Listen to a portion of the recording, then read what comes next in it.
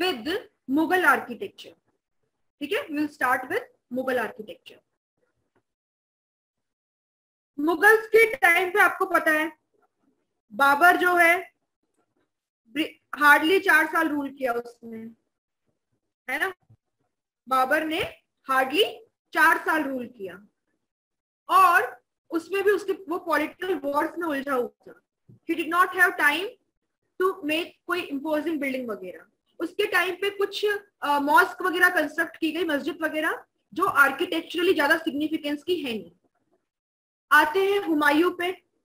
आपको ये भी पता होगा हुमायूं का भी टाइम पीरियड बहुत ब्रीफ रहा, बीच में शेर शाह सूरी का टाइम आ गया. और जब वापस से हुमायूं ने रिकवर किया पूरा दिल्ली वगैरह को, तब तक क्या हो चुका था, तब तक 1 साल ही वो रुका. 1556 में आया और उसी साल उसकी डेथ हो गई. तो हुमायूं के टाइम पे भी कोई इंपॉर्टेंट बिल्डिंग आर्किटेक्चर में नहीं बनी है. बात आती है हुमायूं की डेथ के बाद. आप कह सकते हो अकबर जो पीरियड है जब मुगल्स पॉलिटिकली स्टेबल हो गए, राजनीतिक तरीके से स्टेबल हो गए, इनफैक्ट नॉर्थ ऑफ विंध्यास उन्होंने पूरा कवर कर लिया था अकबर के टाइम पे, तो पॉलिटिकली भी वो इंप्रूव कर रहे थे, स्टेबल हो गए थे. और उसी टाइम पे आपको आर्किटेक्चरल बिल्डिंग्स देखने को मिलेंगी सुंदर. आपको जब पेंटिंग्स पढ़ाऊंगी तो बताऊंगी कि जो पेंटिंग्स की शुरुआत है मुगल पीरियड में वो भी अकबर के टाइम से हुई है. तो अकबर का पीरियड आपके आर्ट एंड कल्चर के हिसाब से सिग्निफिकेंट है. इनफैक्ट कहा जाता है, क्वेश्चन आ सकता है मेंस का आपका, नोट डाउन कीजिएगा इसको साइड में. क्वेश्चन क्या है, क्वेश्चन ये है, Mughal period, note it down, Mughal period can be regarded as, Mughal period can be regarded as the second golden age, the second golden age of Indian culture. Mughal साम्राज्य के period को भारत के सांस्कृतिक विकास में या आर्ट एंड कल्चर के पोर्शन में द्वितीय स्वर्णिम युग कह सकते हैं. पहला कौन सा था, पहला कौन सा था,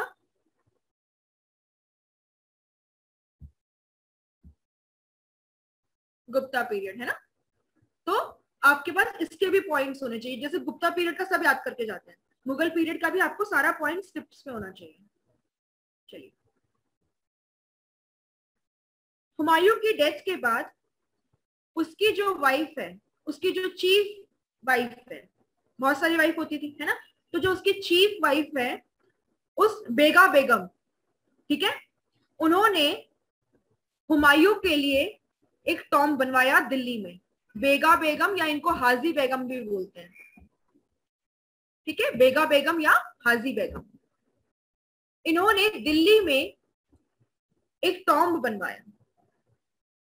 आजकल ये जो एरिया है काफी न्यूज में है, क्योंकि दारा शिकोह का नाम याद है. मैंने बोला हुमायूं की डेथ के बाद अकबर के पीरियड में जो बेगा बेगम है उन्होंने अपने हस्बैंड के लिए मेमोरी में एक टॉम्ब बनवाया जो हुमायूंस टॉम्ब है. और आजकल ये एरिया काफी न्यूज में है. दारा शिकोह का नाम याद है, कौन था बताओ, दारा शिकोह कौन थे,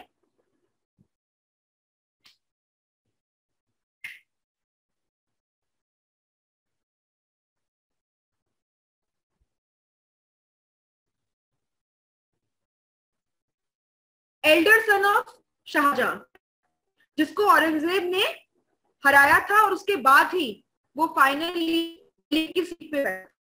राइट, दारा शिकोह किस चीज के लिए फेमस है, दारा शिकोह किस चीज के लिए फेमस है,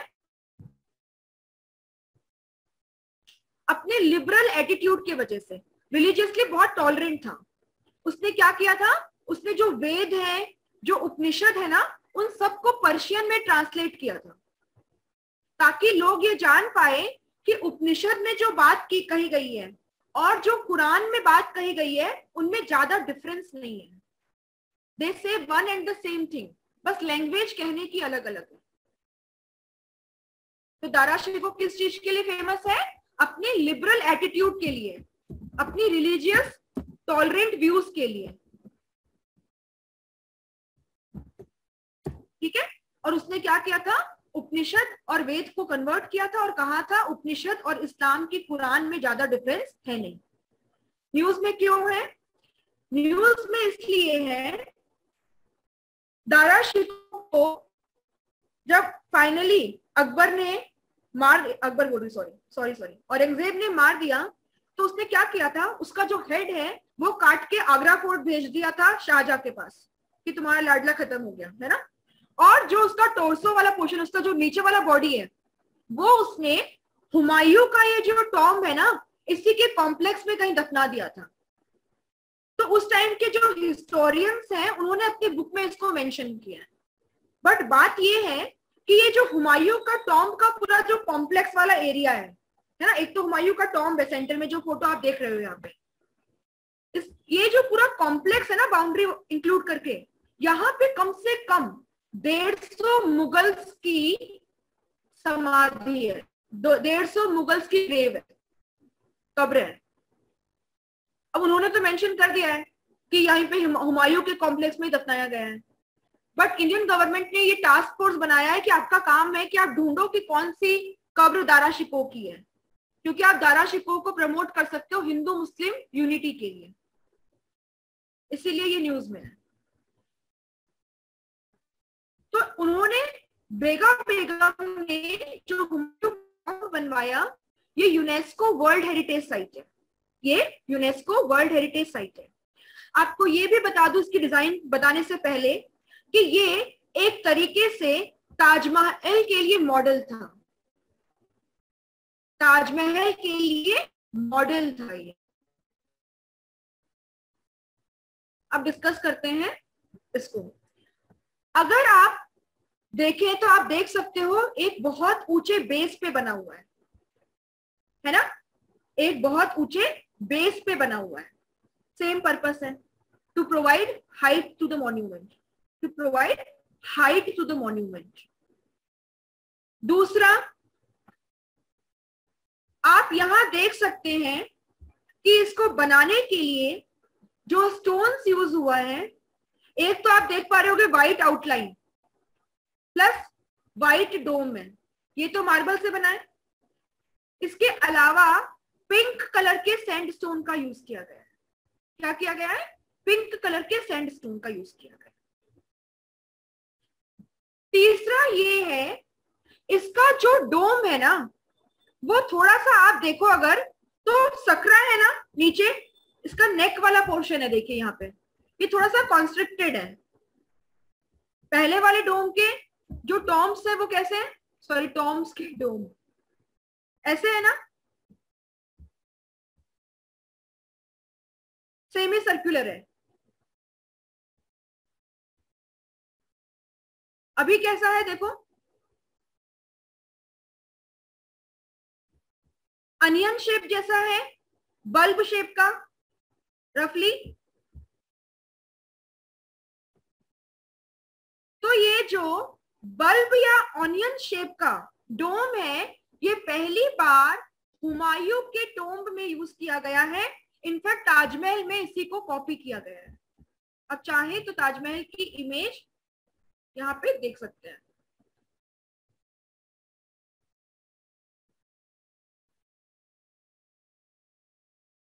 ये देखिए, अब कैसे हुमायूं के तरीके से शुरू हुआ। हुमायूं का जो टोम्ब है ना, उसका जो डोम है तो वो डबल डोम है जो लोदीज ने शुरू किया, प्लस वो कैसे शेप का है?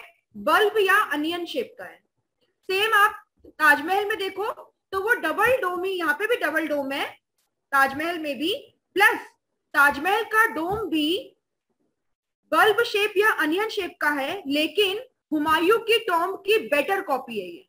It is a better version, sorry not copy, it is a better version of Humayun's tomb. सुधार कर लिया गया टाइम के साथ उसमें। तो ये भी कैसा है, बल्ब या अनियन शेप है। बच्चों इस बात से एग्री करते हो, बल्ब या अनियन शेप है?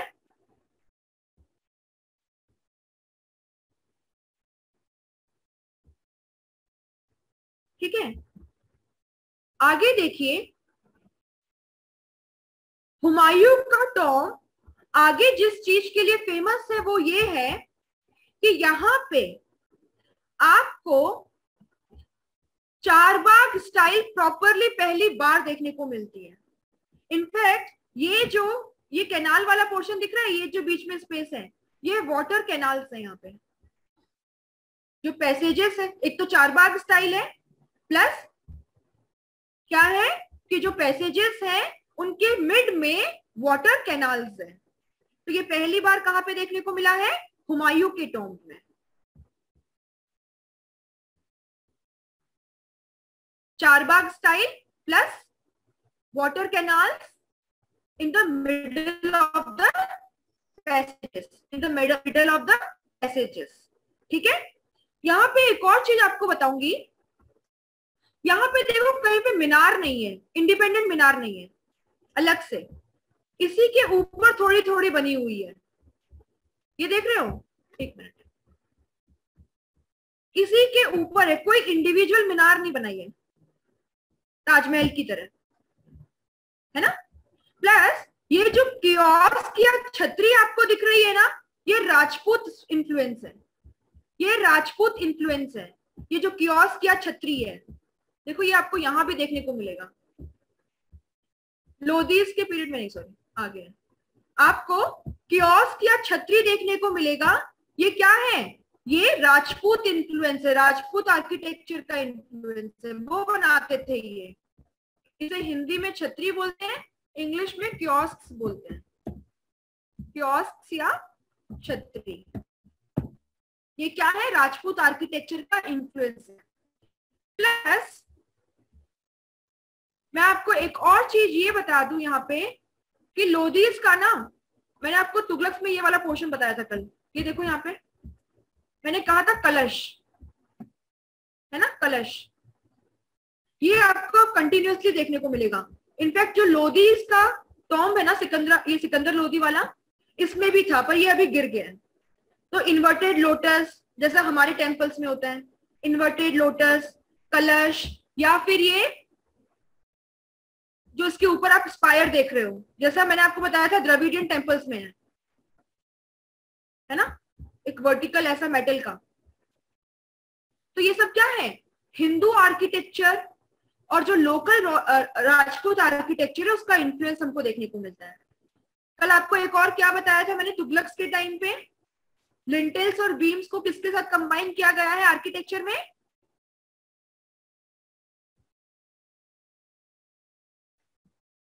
क्या बताया है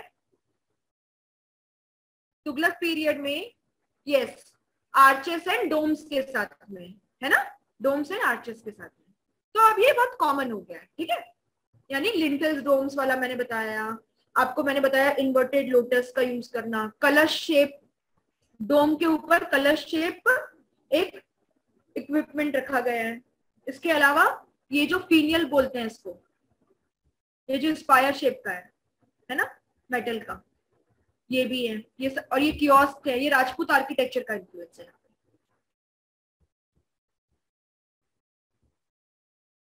बाकी मैंने आपको बता दिया। हुमायूं के टॉम्ब के लिए एक चीज और लिख सकते हो आप, इसको डॉर्मिट्री ऑफ द मुगल्स बोलते हैं। क्यों, क्योंकि यहाँ पे 150 से ज्यादा मुगल्स जो हैं उनकी कब्र है, ठीक है, 150 से ज्यादा मुगल फैमिली के मेंबर यहाँ बरी किए गए हैं इस कॉम्प्लेक्स के अंदर। मेन जो बिल्डिंग है वो हुमायूं के लिए है। सारे पॉइंट्स क्लियर हो गए?